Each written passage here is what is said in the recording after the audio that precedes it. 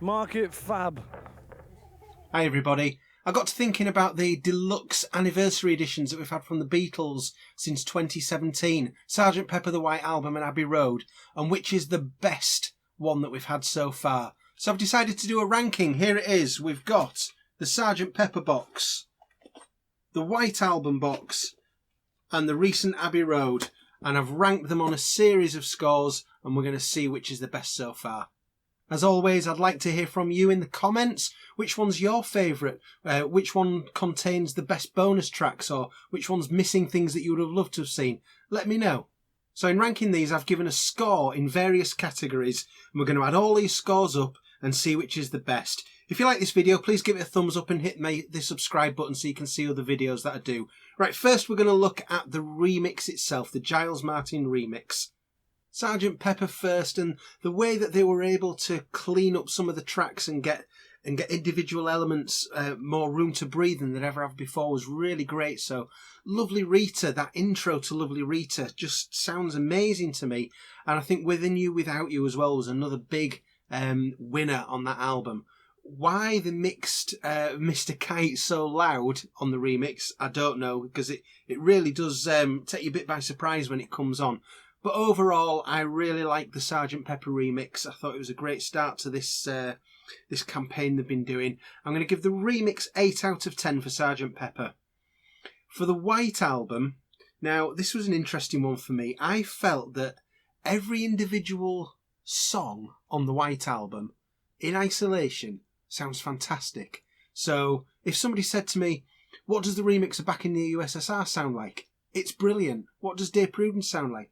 Yeah, it's amazing, and every one of them is. But the thing that I've got with the White Album remix is that last sort of third of the album, if you say sort of from Helter Skelter onwards, the White Album should take me to a dark place. It's like a horror film on record, but the remix doesn't do that for me. It's just nice, and it's just nice all the way through.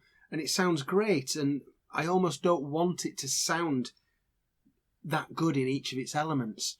So, of the three, it's probably my least favourite. I'm going to give it 7.5 out of 10. I still like it. As I say, I like every individual thing they've done. It's just how it sounds overall to me. It doesn't quite grab me in the same way. Abbey Road, now, I've obviously had about, 6 weeks or so to live with it now. I think it's brilliant. I really do. I think it's the most faithful of the mixes so far to the original record.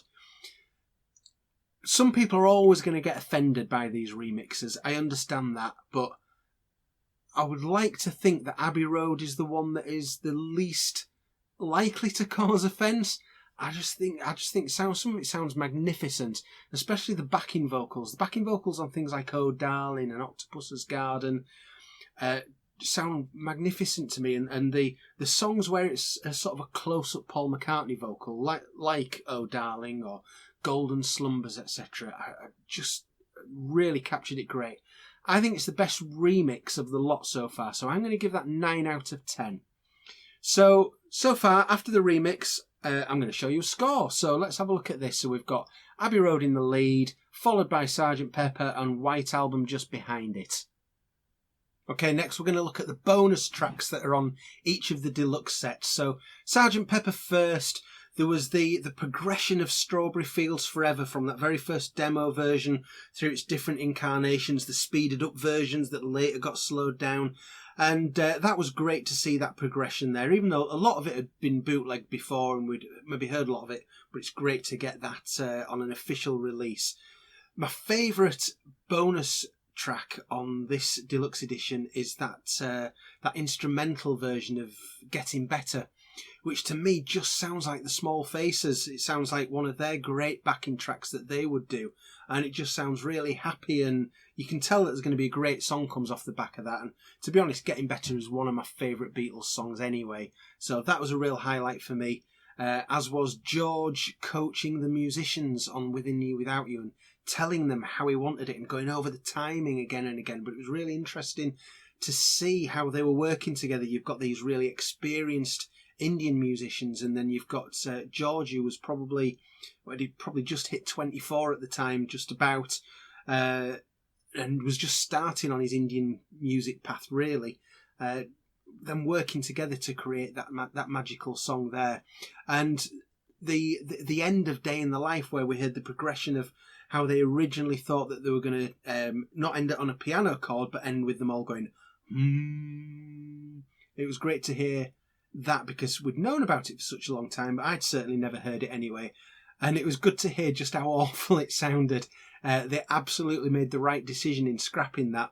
And then we hear them doing all their various attempts at the piano crashes, and some of them are not quite in time with each other, or they hit a wrong note or whatever. So it was really good to hear how they got to the end of A Day in the Life through all the different reincarnations. So there's some really good bonus tracks on Sgt Pepper. I'm going to give that 7 out of 10. That might sound harsh. I just wish there'd been more sort of full takes of songs. A lot of times it was instrumentals, or it was really sort of early versions, because they were building them layer by layer. We didn't get that many full songs on it. So 7 out of 10 for Sgt Pepper. We've then got the White Album. So there's a few things that we've got with the White Album. We've got Revolution Take 18, which was it's really the go-between from Revolution to Revolution 9. This was the one where it started to go in that direction. They jammed the song for several minutes after it would have normally finished, and then there was all these different sounds added on, and bits of talking that were added on that had certainly laid the groundwork for Revolution 9. So it's really fascinating to hear that. That's one of the highlights for me, as well as the Let It Be. So I certainly didn't know until this set was announced that they'd been rehearsing Let It Be during the White Album, and it was a very different version as well. It was much more it was much sort of more upbeat. It was almost doing like his Lady Madonna kind of singing on it. So that was really interesting to hear. And also the later version of Helter Skelter, I think it was Take 17, which, if any of you know the Buzzcocks, the English punk band from the 70s, to me it just sounds like the Buzzcocks. Imagine the Buzzcocks doing Helter Skelter. That's what that was, and I absolutely loved that take. But that all pales into complete insignificance alongside the fact that we got the Isha demos, the 27-song Isha demos. And it's one of the holy grails of Beatles music. And to get the full thing, I think it exceeded everybody's expectation. And the fact that we got it as a vinyl release as well was superb, as part of the vinyl deluxe set. So the bonus tracks for the White Album were immense, and I'm going to give that a 9 out of 10 for definite. And then Abbey Road. What I really like about the Abbey Road bonus tracks is a lot of the sort of studio chatter that you hear. It's really interesting hearing, for example, on I Want You She's So Heavy, when they're about to do it, and then the control room sort of says, do you think you could quieten it down? You know, there's been neighbours complaining, and John's going, who's complaining? And it's great to hear them just as normal people, and realising that Abbey Road, the EMI studios then, it was probably not soundproofed as well as it should have been, and it was, and it makes you think about the fact that it's just in a housing estate in the middle of the city, and it annoys the neighbours as much as any other music does. So that was really fascinating to hear. Things like Old Brown Shoe, which there's been some controversy now about the fact that it says in the book that it's Paul drumming on that, and I don't think anybody ever really thought that it was, but that's what's been suggested in the notes for it. So that makes you listen to that with new ears. So that's really interesting. And I love the medley that's on there, the first mix of the medley, the long one, where it shows you what they were thinking of with the medley, with especially the part where it went from Mean Mr. Mustard to Her Majesty and then into Polythene Pam. Again, they did absolutely the right thing in changing the minds about that and ripping Her Majesty out, because I think it does completely spoil the flow of it. But again, it's fascinating to hear that how that actually sounded and what they were thinking of doing there. So for the Abbey Road outtakes, I'm going to give that 8 out of 10. So again, I'm going to have a look at the scores so far, and we've got Abbey Road has gone into the lead with 17 points, and the White Album's on 16.5, and Sgt Pepper on 15 points at this stage. Okay, the next category is a little different. I'm now going to knock off some points for omissions, things that I would have loved to have been on the deluxe set in the audio, but weren't there. And the more that's not there, the more points I'm going to knock off. So Sgt Pepper first, and what I would have loved to have seen is Only a Northern Song. I know it was taken from the album and didn't appear on there, but when you think that on the White Album, they did give us a version of Hey Jude, and on Abbey Road, they gave us Old Brown Shoe and Come and Get It. So, you know, they can put songs on these sets that didn't end up being part of the album. And of course, Strawberry Fields and Penny Lane are on the Sgt Pepper set. So I would have liked to have seen maybe an early version of Only a Northern Song. Maybe they're keeping it for a Yellow Submarine set later on. Time will tell. Another thing that they could have put on there, and what a massive selling point it would have been Carnival of Light. Again, I know it wasn't recorded for Sgt Pepper, but it was done right in the middle of those sessions. Now, only a very select people have ever heard this. I doubt that anybody who's watching this video has ever heard it. And if you tell me that you have, then you either work at Abbey Road Studios, or you're Paul McCartney, or you're fibbing to me. But it'll be rubbish. It will be awful. But I just want to hear it. And I just felt like that was the chance. If we didn't get it then, I don't know if we're ever going to get it now. So that was a shame for me. The other thing I would love to have seen, and I didn't see anybody else really complaining about this being missing, and maybe it wasn't available, but you know, on the Run Out groove, with the sort of chant that when you play it backwards gives you hidden messages, and I would have loved to have heard the original tapes of that, because there's always been confusion about what exactly is it that they were singing. If there was any way that we could have actually sort of heard the original recording before they turned it backwards and put it on a loop, then I would love to have heard that as well. So for Sgt Pepper, for the omissions, I'm going to knock 5 points off because they're not there. Now for the White Album, I mentioned that one of the great things was Revolution Take 18. What would have been even better, I think, is if Revolution Take 20 had been on there. Now that is available on YouTube for anybody who wants to search for it if you've not heard it already. And now what I understand was, and I may be wrong here, but I think that Take 20 was Take 18, but with some overdubs.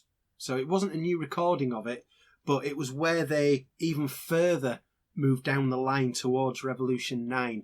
And it's further out there than Take 18. I would have loved that to have been on there, but no, never mind, it wasn't on there. And in the same way that they gave us the new remixes of Strawberry Fields and Penny Lane on the Sgt Pepper set, then it would have been nice to have been consistent with that and given us Lady Madonna and the Inner Light remixes on this set. And although they worked for the album, they were recorded pretty much at the same time. And Hey Jude and Revolution as well would have been great for that. But I wonder whether they're being kept back for a Past Masters remix album in future. That's certainly possible. So I can understand it if that's why they did it, but it would have been nice to have had them on there. But anyway, I'm going to knock off 3 points for the omissions from the White Album. For Abbey Road, there's not as much that I personally wanted that we didn't get, but the two main things that stick out to me are, we know that there's a version of Here Comes the Sun that has the lead guitar from George on it. And you can see it on YouTube. The only place I've ever seen it is a YouTube video that shows George Martin in the studio, and he's got the master tracks, and he's mixing the faders, and he brings in the lead guitar on Here Comes the Sun. And to be honest, they did the right thing again in getting rid of it, because the song is better without it. But the fact is that it was recorded for the song. George's intention, certainly at some point, was to have that song with a lead guitar in it. So it would have been nice to have had a version that included that. And the only other thing that I wish we'd had is, on I Want You She's So Heavy, because you've got that hard ending where it just stops, it would have been nice maybe if they'd given us, let's say, the last 30 seconds of that final version of the song, but then not stop it. Let's just hear what happened afterwards. You know, what happened next? After I Want You She's So Heavy ended, did it just sort of carry on aimlessly for a little bit longer and fizzle out, or did they have a proper ending for it? I have no idea, to be honest. So it would have been nice for that. But there's not as much there that I would have liked on Abbey Road that was missing. So I'm just going to knock 2 points off Abbey Road for what's missing. So let's have a look at what that's done to the scores so far. Abbey Road's still in the lead. The White Album is in second place still. Sgt Pepper's lagging behind on 10 points at the moment. Surely it can catch back up, can't it? Okay, next up is video content. This shouldn't take too long.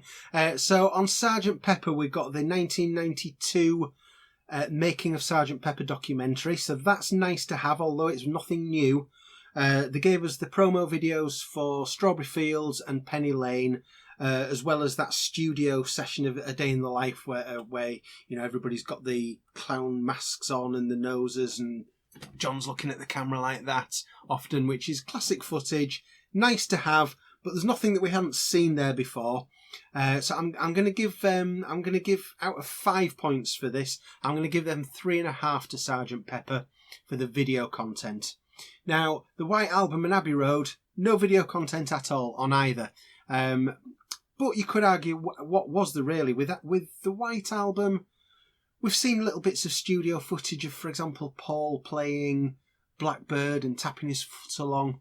But there's not really much more available. I think there's a little bit of footage of Paul and or Ringo drumming, but whether there's enough to have made any video footage, I don't know. So they probably didn't have any choice.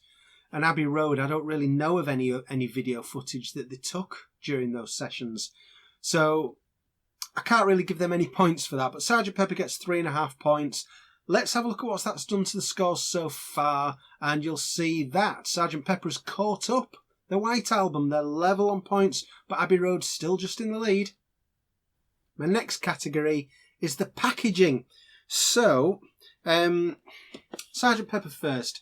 I loved this box. I'm not going to take these out and show you everything that's in them. If you want to know what's in these boxes, you would know by now, I would imagine. You've either got it or you've seen enough videos on it. But I love the lenticular design. I don't know how well that comes across on video. Probably not very well, to be honest. But I do love that.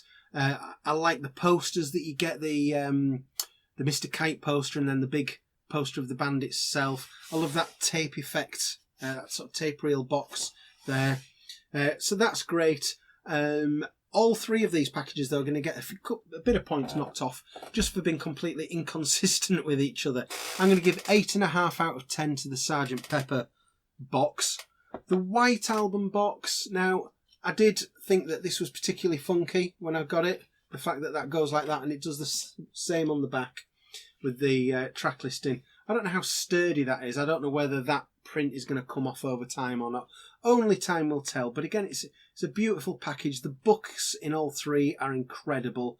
The amount of information is probably everything you could ever want, or everything that you're ever going to get officially anyway.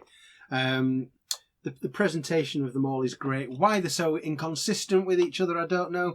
But maybe that's the beauty of it, you know. The Beatles albums themselves were not consistent with each other. They were always changing. They were always evolving. They were always different to the last album. And I'm thinking out loud here, maybe is that what they've done? Have they decided, you know, that's what the Beatles' career was, so that's what these sets are going to be. Each one's going to be different to the last. So, yeah, I might have just made that theory up, but I quite like it, to be honest. I am also going to give the White Album 8.5 out of 10 for their packaging. Abbey Road, different again. I like the fact that you can actually grab hold of that. I like that little cutaway, such a simple thing, but really, really useful. I like the fact that this is sturdy. I get the impression that this is going to look in just as good condition in 20 years' time as it does now. Might have a few more fingerprints on it, but that is one sturdy booklet. The photos are amazing because, of course, Linda McCartney was there for, I guess, pretty much all. I don't know if she was there for all of the sessions, but she was certainly there for a lot of it. Her photos are amazing, as is the book. I'm also going to give this 8.5 out of 10 for Abbey Road for the packaging. So the scores relative to each other are all the same, really. Abbey Road is just staying in the lead of Sgt Pepper and the White Album, who are level. The final category that I've ranked these on is value for money. So I've been trawling back and sort of trying to find out how much these were. And of course, you know, everywhere was a little bit different. But I've had a look at the British price and the US price.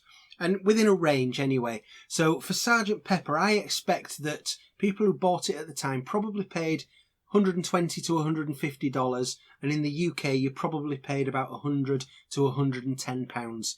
And for what you got in that package, there was a lot of audio content, a great booklet, a great package.